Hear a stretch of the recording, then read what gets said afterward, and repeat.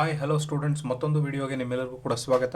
ಇಂದು ಯಾವ ಒಂದು ವಿಷಯದ ವಿಶ್ಲೇಷಣೆಯನ್ನು ನಾವು ನೋಡ್ತಾ ಇದ್ದೇವೆ ಅಂತ ಹೇಳಿದ್ರೆ, ಹೋದ ತರಗತಿಯಲ್ಲಿ ಆಯ್ದಕ್ಕಿ ಲಕ್ಕಮ್ಮನವರ ವಚನಗಳನ್ನು ನೋಡಿದ್ವಿ. ಇವತ್ತಿನ ಒಂದು ತರಗತಿಯಲ್ಲಿ ಆಯ್ದಕ್ಕಿ ಮಾರಯ್ಯನ ವಚನಗಳನ್ನು ನಾವು ನೋಡ್ತಾ ಹೋಗೋಣ. ಆಯ್ದಕ್ಕಿ ಮಾರಯ್ಯ ಅಂತ ಹೇಳಿದ್ರೆ ಇವನು ಕೂಡ ಒಬ್ಬ ಸಾಮಾನ್ಯನಾಗಿರ್ತಕ್ಕಂತಹ ಶಿವಶರಣ. ಇವರ ಕೆಲಸ ಏನಾಗಿತ್ತು ಅಂತ ಹೇಳಿದ್ರೆ, ಬಸವಣ್ಣನವರ ಮಹಾಮನೆಯಲ್ಲಿ ಅಥವಾ ಅಲ್ಲಿ ಬಿದ್ದಿರ್ತಕ್ಕಂಥ ಅಕ್ಕಿಯನ್ನು ಆಯ್ದುಕೊಂಡ್ಬಂದು ಮನೆಯಲ್ಲಿ ಅಡುಗೆ ಮಾಡಿಕೊಂಡು ಇರ್ತಕ್ಕಂಥ, ಅಂದರೆ ಅಡುಗೆ ಮಾಡ್ಕೊಂಡು ತಿಂತಕ್ಕಂಥ ಒಂದು ಕೆಲಸ. ಅಂದರೆ ವೃತ್ತಿ ಯಾವುದು ಅಂತ ಹೇಳಿದ್ರೆ ಬಿದ್ದಿರ್ತಕ್ಕಂಥ ಅಕ್ಕಿಯನ್ನು ಆಯ್ದುಕೊಂಬರೋದು. ಸೊ ಹಾಗೆ ತಮ್ಮ ಕಾಯಕವನ್ನು ಅವರು ನಡೆಸ್ಕೊಳ್ತಾ ಹೋಗ್ತಾ ಇರ್ತಾರೆ. ಇವರ ಪತ್ನಿ ಆಯ್ದಕ್ಕಿ ಲಕ್ಕಮ್ಮ. ಇವರಿಬ್ಬರ ಒಂದು ಅಂಕಿತ ನಾಮ ಏನು ಅಂತ ಹೇಳಿದ್ರೆ ಅಮಲೇಶ್ವರ ಲಿಂಗ ಅಂತ ಹೇಳಿ. ಟೋಟಲಿ ಆಯ್ದಕ್ಕಿ ಮಾರಯ್ಯನವರ ಈ ವಚನಗಳನ್ನು ನಾವು ನೋಡಿದಾಗ ಮುಖ್ಯವಾಗಿ ನಿರ್ಮಲವಾಗಿರ್ತಕ್ಕಂತಹ ಮನಸ್ಸನ್ನು ಅಥವಾ ಮನಸ್ಸಿನ ಬಗ್ಗೆ ಅವರು ಮಾತಾಡ್ತಾ ಹೋಗ್ತಾರೆ. ಅದರಲ್ಲೂ ಮುಖ್ಯವಾಗಿ ಚಿತ್ತ ಶುದ್ಧ ಅಥವಾ ನಿರ್ಮಲ ಮನಸ್ಥಿತಿ ಎಲ್ಲಿರ್ತದೋ ಅಲ್ಲಿ ಎಂಥ ಕೆಲಸವೂ ಕೂಡ ಸುಸೂತ್ರವಾಗಿ ನಡ್ಕೊಂಡು ಹೋಗ್ತವೆ ಅನ್ನೋದನ್ನು ನಾವು ನೋಡ್ಬೋದು. ಸೊ ಹಾಗಾದರೆ ಆಯ್ದಕ್ಕಿ ಮಾರಯ್ಯನವರ ವಚನಗಳನ್ನು ಇವಾಗ ನೋಡ್ತಾ ಹೋಗೋಣ. ಕಾಯಕದಲ್ಲಿ ನಿರತನಾಡದಡೆ ಗುರುದರ್ಶನವಾದಡೂ ಮರೆಯಬೇಕು, ಲಿಂಗ ಪೂಜೆಯಾದಡೂ ಮರೆಯಬೇಕು, ಜಂಗಮ ಮುಂದೆ ನಿಂದಿದ್ದಡೂ ಹಂಗಹರಿಯಬೇಕು, ಕಾಯಕವೇ ಕೈಲಾಸವಾದ ಕಾರಣ ಅಮಲೇಶ್ವರ ಲಿಂಗವಾಯಿತಾದಡೂ ಕಾಯಕದೊಳಗೂ. ಮುಖ್ಯವಾಗಿ ಲಿಂಗಾಯತ ಧರ್ಮದಲ್ಲಿ ನಾವು ಗುರು, ಲಿಂಗ, ಜಂಗಮಕ್ಕೆ ಪ್ರಾತಿನಿಧ್ಯವನ್ನು ಕೊಡ್ತಾ ಹೋಗ್ತಾ ಇರ್ತೇವೆ. ಅದರಲ್ಲೂ ಮುಖ್ಯವಾಗಿ ಈ ಮೂರಕ್ಕೆ ಅತಿ ಹೆಚ್ಚಿನ ಪ್ರಾತಿನಿಧ್ಯವನ್ನು ಕೊಡ್ತೀವಿ. ಸೊ ಹಾಗೆ ಪ್ರಾತಿನಿಧ್ಯ ಕೊಟ್ಟ ಮೇಲೆ ಈ ವಚನಗಳನ್ನು ನೋಡ್ತಾ ಹೋಗೋಣ. ಏನು ಕಾಯಕ ಅಂತ ಹೇಳಿದ್ರೆ ಕೆಲಸ. ನಾವು ಏನಾದರೂ ಕೆಲಸ ಮಾಡ್ತಾ ಇರಲಿ, ಅಂದರೆ ಶುದ್ಧವಾಗಿರ್ತಕ್ಕಂಥ ಚಿಕ್ಕದೋ ದೊಡ್ಡದೋ ಸಣ್ಣದ ಪುಟ್ಟದ ಇವೆಲ್ಲ ಬೇಡ. ಕೆಲಸ ಎಂಥದ್ದೇ ಒಂದು ಕೆಲಸವನ್ನು ನಾವು ಮಾಡ್ತಾ ಇದ್ದೇವೆ, ನಿರ್ಮಲವಾಗಿರ್ತಕ್ಕಂತಹ ಮನಸ್ಥಿತಿಯಲ್ಲಿ ನಾವು ಮಾಡ್ತಾ ಇದ್ದೇವೆ ಅಂತ ಹೇಳಿದ್ರೆ, ಅಂತಹ ಸಂದರ್ಭದಲ್ಲಿ ನನಗೆ ವಿದ್ಯೆಯನ್ನು ಕಲಿಸಿರ್ತಕ್ಕಂತಹ ಗುರು ಅಥವಾ ನನ್ನ ಗುರು ಎದುರುಗಡೆ ಬಂದಾಗಲೂ ಅಥವಾ ಅಲ್ಲಿ ನನಗೆ ದರ್ಶನವನ್ನು ನೀಡಿದ್ರೂ ಕೂಡ ನಾನು ಗುರುವಿನ ದರ್ಶನವಾಗ್ತಾ ಇದೆ ಅಂತ ಹೇಳಿ ಅವರ ಕಡೆ ಗಮನವನ್ನು ಕೊಡೋದಕ್ಕಿಂತ ಮುಖ್ಯವಾಗಿ ನನ್ನ ಕೆಲಸದ ಕಡೆಗೆ ಗಮನವನ್ನು ಕೊಟ್ಟಿರಬೇಕು. ಹಾಗೆ ಲಿಂಗ ಪೂಜೆ ಅಂದರೆ ಲಿಂಗದ ಪೂಜೆಯನ್ನು ನಾವು, ಅಂದರೆ ದಿನನಿತ್ಯ ನಾವು ಮಾಡ್ತಾ ಇರತಕ್ಕಂತಹ ಸಂದರ್ಭದ ಪೂಜೆ ಪುನಸ್ಕಾರಗಳಾಗಲಿ, ಶಿವನಿಗೆ ಬೇಕಾಗಿರ್ತಕ್ಕಂಥ ಪೂಜೆಯನ್ನು ಮಾಡೋದಾಗಲಿ, ಅಂತಹ ಸಂದರ್ಭದಲ್ಲೂ ನಾವು ಅದನ್ನು ಯೋಚನೆ ಮಾಡೋದಕ್ಕಿಂತ ಕೆಲಸದ ಕಡೆಗೆ ಯೋಚನೆ ಮಾಡಬೇಕು. ಹಾಗೆ ಶಿವಶರಣರಾಗಿರ್ತಕ್ಕಂಥ ಜಂಗಮರು ಅಥವಾ ಶಿವಶರಣರು ನಿನ್ನ ಮುಂದೆ ಬಂದಾಗಲೂ ಕೂಡ ಅವರ ಹಂಗನ್ನು ಹರ್ಕೊಂಡು ನಾನು ಕೆಲಸದ ಕಡೆಗೆ ಗಮನ ಕೊಡಬೇಕು. ಆಗ ಕೆಲಸದ ಕಡೆ ಗಮನ ಕೊಟ್ಟಾಗ ಮಾತ್ರ ನನ್ನ ಕಾಯಕ ಏನು ಮಾಡುತ್ತೆ, ನನಗೆ ಕೈಲಾಸವನ್ನು ಸೃಷ್ಟಿ ಮಾಡುತ್ತೆ. ಆ ಕಾಯಕ ಅಥವಾ ಆ ಕೈಲಾಸ ಎಲ್ಲಿದೆ ಅಂತ ಹೇಳಿದ್ರೆ, ನಾನು ಮಾಡ್ತಾ ಇರ್ತಕ್ಕಂತಹ ಕೆಲಸದಲ್ಲೇ ಕಾಯಕ ಇರೋದು. ಅದಕ್ಕೆ ಹೇಳ್ತಾರೆ ಬಸವಣ್ಣನವ್ರು ಏನು ಹೇಳ್ತಾರೆ ಅಂತ ಹೇಳಿದ್ರೆ, ಕಾಯವೇ ಕೈಲಾಸ ಅಂತಾರೆ. ಕಾಯವೇ ಕೈಲಾಸ. ಆದರೆ ಆಯ್ದಕ್ಕಿ ಮಾರಯ್ಯ ಏನು ಹೇಳ್ತಾನೆ ಅಂತ ಹೇಳಿದ್ರೆ ಕಾಯಕವೇ ಕೈಲಾಸ ಅಂತ ಹೇಳ್ತಾನೆ. ಆದರೆ ನಾವು ತಪ್ಪಾಗಿ ಇಂಟರ್ಪ್ರಿಟ್ ಮಾಡಿಬಿಟ್ಟಿದ್ದೀವಿ. ಯಾವುದನ್ನು ಕಾಯಕವೇ ಕೈಲಾಸ ಅಂತ ಹೇಳಿ ಬಸವಣ್ಣನವ್ರು ಹೇಳಿದ್ದಾರೆ ಅಂತ ಹೇಳಿ. ಅಲ್ಲ, ಕಾಯಕವೇ ಕೈಲಾಸ ಅನ್ನೋದನ್ನು ಯಾರು ಹೇಳಿದ್ದಾರೆ ಅಂತ ಹೇಳಿದ್ರೆ ಆಯ್ದಕ್ಕಿ ಮಾರಯ್ಯನವ್ರು ಹೇಳಿರ್ತಕ್ಕಂತಹ ಒಂದು ಮಾತು. ಅಂತಹ ನಮಗೆ ಕೈಲಾಸ ಸಿಗಬೇಕು ಅಂತ ಹೇಳಿದ್ರೆ ನಾವು ಮಾಡ್ತಾ ಇರ್ತಕ್ಕಂತಹ ಕಾಯಕ ಶುದ್ಧ ಮನಸ್ಸಿನಿಂದ ಕೂಡಿದ್ದಾಗ, ಎಂಥವರೇ ಅಲ್ಲಿಗೆ ಬಂದಾಗಲೂ ಕೂಡ ಕಾಯಕದ ಕಡೆಗೆಯೇ ಗಮನ ಕೊಟ್ಟಿದ್ದಾಗ ಮಾತ್ರ ಅದರ ಮೂಲಕವಾಗಿ ನಮಗೆ ಏನು ಪ್ರತಿಫಲ ಬೇಕೋ ಆ ಪ್ರತಿಫಲ ಸಿಗ್ತಾ ಹೋಗುತ್ತೆ. ಅದರ ಜೊತೆಗೆ ಕಾಯಕ ಅಂತಕ್ಕಂಥದ್ದನ್ನು ಬರೀ ನಮ್ಮಂಥ ನಿಮ್ಮಂಥ ಜನಸಾಮಾನ್ಯರು ಮಾತ್ರ ಮಾಡೋದಂಥದ್ದಲ್ಲ. ನಾವು ಯಾರನ್ನು ಆರಾಧಿಸ್ತೀವೋ ಆ ವ್ಯಕ್ತಿಯೂ ಕೂಡ ಆ ಕೆಲಸವನ್ನು ಮಾಡಬೇಕು. ಯಾರು?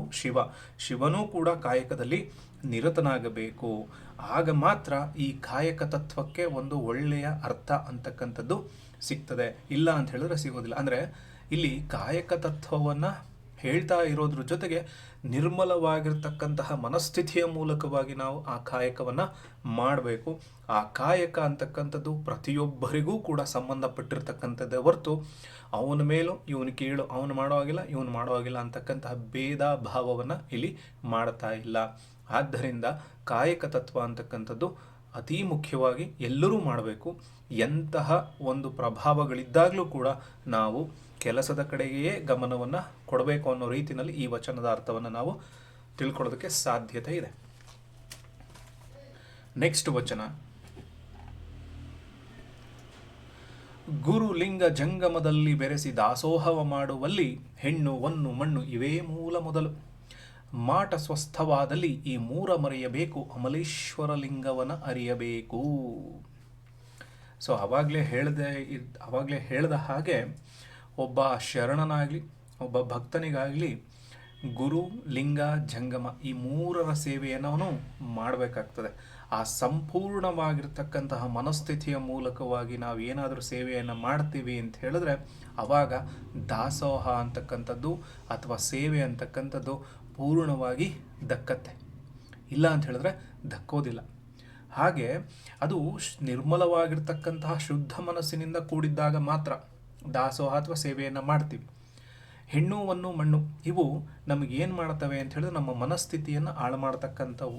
ಯಾವ ರೀತಿ? ಹೆಣ್ಣು ಅಂತಕ್ಕಂಥದ್ದು ಯೋಚನೆ ಬಂದಾಗ ನಾವು ಕಾಮದ ಯೋಚನೆಯನ್ನು ಮಾಡ್ತೀವಿ. ಹೊನ್ನು ಅಂತಕ್ಕಂಥ ಸಂದರ್ಭ ಬಂತು ಅಂತ ಹೇಳಿದ್ರೆ ಇದನ್ನು ಸಂಪತ್ತಾಗಿ ನೋಡ್ತೀವಿ. ಮಣ್ಣನ್ನು ನಾವು ಅಹಂಕಾರ ಅಥವಾ ಗರ್ವದ ಮೂಲಕವಾಗಿ ನೋಡ್ತೀವಿ.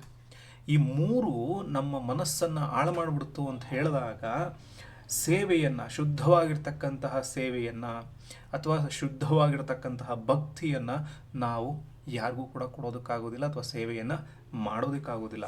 ಹಾಗಿರೋದ್ರಿಂದ ನಿರ್ದಿಷ್ಟವಾಗಿರ್ತಕ್ಕಂತಹ ಸೇವೆ ಅಥವಾ ನಿರ್ದಿಷ್ಟವಾಗಿರ್ತಕ್ಕಂತಹ ಮನಸ್ಥಿತಿ ಸ್ವಸ್ಥವಾದಲ್ಲಿ, ಅಂದರೆ ನಿರ್ದಿಷ್ಟವಾಗಿರ್ತಕ್ಕಂಥ ಗುರು ಲಿಂಗ ಜಂಗಮದ ಮೂಲಕವಾಗಿ ನಿರ್ದಿಷ್ಟವಾಗಿರ್ತಕ್ಕಂತಹ ಭಕ್ತಿಯನ್ನು ನಾವು ತೋರ್ಪಡಿಸ್ಬೇಕು ಅಂತ ಹೇಳಿದ್ರೆ ಸಾಮಾಜಿಕವಾಗಿ ಅಥವಾ ಲೌಕಿಕವಾಗಿರ್ತಕ್ಕಂಥ ಹೆಣ್ಣು ಹೊನ್ನು ಮಣ್ಣು ಇದರ ಪ್ರಭಾವದಿಂದ ನಾನು ಹೊರಗೆ ಬರಬೇಕು.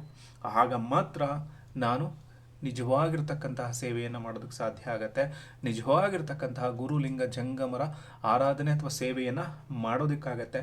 ಇಲ್ಲ ಅಂತ ಹೇಳಿದ್ರೆ ಆಗುವುದಿಲ್ಲ. ಆಗ ಮಾತ್ರ ನಾನು ಅಮಲೇಶ್ವರ ಲಿಂಗವನ್ನು ತಿಳಿಯೋದಕ್ಕೆ ಸಾಧ್ಯ ಆಗತ್ತೆ. ಇದರ ಮೂಲಕವಾಗಿ ಅವರು ಹೇಳ್ತಾ ಇರತಕ್ಕಂಥದ್ದು ಮತ್ತೆ ಎಗೈನ್ ಭಕ್ತಿ, ಶರಣತ್ವ, ಆಮೇಲೆ ನಿರ್ಮಲವಾಗಿರ್ತಕ್ಕಂತಹ ಮನಸ್ಥಿತಿ. ಈ ಮೂರು ಇತ್ತು ಅಂತ ಹೇಳಿದ್ರೆ ಸಮಾಜವನ್ನು ನಾವು ಹೇಗೆ ಬೇಕಾದ್ರೂ ತಿದ್ದೋದಕ್ಕಾಗಲಿ ಸಮಾಜವನ್ನು ನೋಡೋದಕ್ಕಾಗಲಿ ಸಾಧ್ಯ ಆಗತ್ತೆ. ಆದ್ದರಿಂದ ನಾವು ಯಾವುದಕ್ಕೆ ಒಳಗಾಗಬೇಕು, ಯಾವುದಕ್ಕೆ ಒಳಗಾಗಬಾರ್ದು ಅನ್ನೋದನ್ನು ಕೂಡ ಈ ಒಂದು ವಚನದ ಮೂಲಕವಾಗಿ ನಾವು ತಿಳ್ಕೊಳ್ಳೋದಕ್ಕೆ ಸಾಧ್ಯ ಆಗತ್ತೆ. ನೆಕ್ಸ್ಟ್ ವಚನ. ತನುವೀವಡೆ ತನುವು ಎನಗಿಲ್ಲ, ಮನವೀವಡೆ ಮನವು ಎನಗಿಲ್ಲ, ಧನವು ಈವಡೆ ಧನವು ಎನಗಿಲ್ಲ, ಇಂತೀ ತನು ಮನ ಧನ ಸಕಲ ಸಂಪತ್ತುಳ್ಳ ನಿಮ್ಮ ಶರಣರ ತಪ್ಪಲಕ್ಕನ್ ಆಯ್ದು ತಂದು ಅಮಲೇಶ್ವರ ಲಿಂಗಕ್ಕೆ ನೀಡುವ ಬಯಕೆ ಎನಗಿಲ್ಲ ಸಂಗನ ಬಸವಣ್ಣ. ಈ ವಚನ ಅಂತಕ್ಕಂಥದ್ದು ಎಗೈನ್ ಮತ್ತೆ ಅದನ್ನೇ ಹೇಳ್ತಾ ಹೋಗ್ತದೆ. ನಿರ್ಮಲವಾಗಿರ್ತಕ್ಕಂತಹ ಮನಸ್ಥಿತಿ, ಕಾಯಕ ಎಲ್ಲ ವಚನಗಳೆಲ್ಲವೂ ಕೂಡ ಮೂಲ ಒಂದನ್ನೇ ಹೇಳೋದಕ್ಕೆ ಮುಂದಾಗ್ತಾ ಹೋಗುತ್ತೆ. ನಿಜವಾಗಿರ್ತಕ್ಕಂತಹ ಭಕ್ತಿಯ ಬಗೆಗೆ. ಮತ್ತೆ ಭಕ್ತಿ ಅಂದ್ರೇನು? ನಿಜವಾಗಿರತಕ್ಕಂತಹ ಭಕ್ತಿ. ಡಾಂಬಿಕ ಭಕ್ತಿಗೂ ವ್ಯತ್ಯಾಸ ಇದೆ. ಅಂದರೆ ತೋರಿಕೆಯ ಭಕ್ತಿಗಿಂತ ಮುಖ್ಯವಾಗಿ ತೋರಿಕೆಯಲ್ಲದ ತೀರಾ ಸರಳವಾಗಿರ್ತಕ್ಕಂತಹ ಭಕ್ತಿಯನ್ನು ಎಲ್ಲರೂ ಸ್ವೀಕಾರ ಮಾಡ್ತಾರೆ. ಅಂತಹ ಭಕ್ತಿ. ತನುವೀವಡೆ ತನುವು ಏನಾಗಿಲ್ಲ, ದೇಹ ಅಂತಕ್ಕಂಥದ್ದನ್ನು ನಾನು ಶಿವನಿಗೆ ಅರ್ಪಿಸಿದ್ದೀನಿ ಅಂತ ಹೇಳಿದ ಮೇಲೆ ನನಗೆ ಆ ದೇಹ ಅನ್ನೋದು ಸಿಗತ್ತಾ? ನನಗಲ್ಲ ದೇಹ. ಹಾಗೆ ಮನಸ್ಸನ್ನು ದೇವರಿಗೆ ಅರ್ಪಿಸಿದ್ದ ಸಂದರ್ಭದಿಂದ ನನಗೆ ಮನಸ್ಸು ಅಂತಕ್ಕಂಥದ್ದು ಸಿಗತ್ತಾ? ಅದು ಸಿಗೋದಿಲ್ಲ. ಧನವನ್ನು ದೇವರಿಗೆ ಅರ್ಪಿಸಿದ್ದೀನಿ ಅಂತ ಹೇಳಿದ್ಮೇಲೆ ಅದೇ ಧನ ನನಗೆ ಸಿಗತ್ತಾ? ಇಲ್ಲ. ಅದು ಕೂಡ ದೇವರ ಸೇವೆಗಾಗಿಯೇ. ತನು ಮನ ಧನ ಇದೊಂದು ಸಂಪತ್ತು. ಈ ಸಂಪತ್ತನ್ನು ನಾನು ಯಾರಿಗೆ ಅರ್ಪಿಸಿದ್ದೇನೆ? ಆ ದೇವರಿಗೆ ಅರ್ಪಿಸಿದ್ದೇನೆ. ಆ ದೇವರಿಗೆ ಅರ್ಪಿಸಿರೋದ್ರಿಂದ ಅಂದರೆ ಆ ದೇವರ ಸೇವೆಗಾಗಿಯೇ ಇದು ನನಗಿರೋದು. ಆದರೆ ಇದು ನನ್ನ ಸ್ವಂತಕ್ಕಾಗಿ ಅಲ್ಲ. ಇಂತಹ ತನು ಮನ ಧನ ದೇಹ ಮನಸ್ಸು ಸಂಪತ್ತು ನನಗಂತೂ ಯಾವತ್ತೂ ನಾನು ತಿಳ್ಕೊಂಡಿಲ್ಲ. ಈಗ ನನಗೆ ಶರಣರ ಸೇವೆ ಮಾಡ್ತಕ್ಕಂಥದ್ದು ಅತಿ ಮುಖ್ಯವಾಗಿ ನಾನು ಯೋಚನೆ ಮಾಡ್ಕೊಂಡಿರ್ತಕ್ಕಂಥದ್ದು ಆ ಶರಣರಿಗೋಸ್ಕರನೇ ಅಥವಾ ಶರಣ ಧರ್ಮಕ್ಕೆ ನನ್ನನ್ನು ನಾನು ಅರ್ಪಿಸ್ಕೊಳ್ತಕ್ಕಂಥದ್ದು. ಯಾವಾಗ ಅಂತ ಹೇಳಿದ್ರೆ ತನು ಮನ ಧನಕ್ಕೆ ನಾವು ಪ್ರಭಾವನ ಅಥವಾ ಒಂದು ರೀತಿಯಾಗಿರ್ತಕ್ಕಂತಹ ಮನಸ್ಸನ್ನು ಕೊಡದಲೆ ನನ್ನ ಕೆಲಸ ಅಥವಾ ನನ್ನ ಭಕ್ತಿ ಅಥವಾ ನನ್ನ ಸೇವೆ ಇದ್ರ ಕಡೆಗೆ ನಾನು ಗಮನವನ್ನು ಕೊಡ್ತಾ ಹೋಗಬೇಕು. ಆ ಸೇವೆಯನ್ನು ಯಾರಿಗೆ ನಾನು ಅರ್ಪಿಸಬೇಕು ಅಂತ ಹೇಳಿದ್ರೆ ಶಿವಶರಣರಿಗೆ ಅರ್ಪಿಸಬೇಕು. ನನಗೆ ಅರ್ಪಿಸ್ಕೊಳ್ಳೋದಲ್ಲ, ಅವರಿಗೆ ಅರ್ಪಿಸ್ಬೇಕು ಅಂತ ಹೇಳಿ ಒಂದು ಬಯಕೆ ನನ್ನಲ್ಲಿದೆ. ಅದರ ಮೂಲಕವಾಗಿ ನನ್ನ ಭಕ್ತಿ ಡಾಂಬಿಕ ಭಕ್ತಿಯಾಗಿಲ್ಲ, ಪರಿಪೂರ್ಣವಾಗಿರ್ತಕ್ಕಂಥ ಪರಿಶುದ್ಧವಾಗಿರ್ತಕ್ಕಂತಹ ಭಕ್ತಿಯ ಮೂಲಕವಾಗಿ ಒಂದು ಕಾಯಕವನ್ನು ಮಾಡೋದಕ್ಕೆ ಸಾಧ್ಯತೆ ಇದೆ ಅನ್ನೋದನ್ನು ಈ ಒಂದು ವಚನದ ಮೂಲಕವಾಗಿ ನಾವು ತಿಳ್ಕೊಳ್ಳೋದಕ್ಕೆ ಸಾಧ್ಯತೆ ಇದೆ. ಹಾಗಾದರೆ ಈ ಒಂದು ವಚನ ಆಯ್ದಕ್ಕಿ ಮಾರಯ್ಯನ ವಚನ ಅರ್ಥ ಆಗಿದೆ ಅಂತ ಹೇಳಿ ಅಂದ್ಕೊಳ್ಳುತ್ತೇನೆ. Thank you.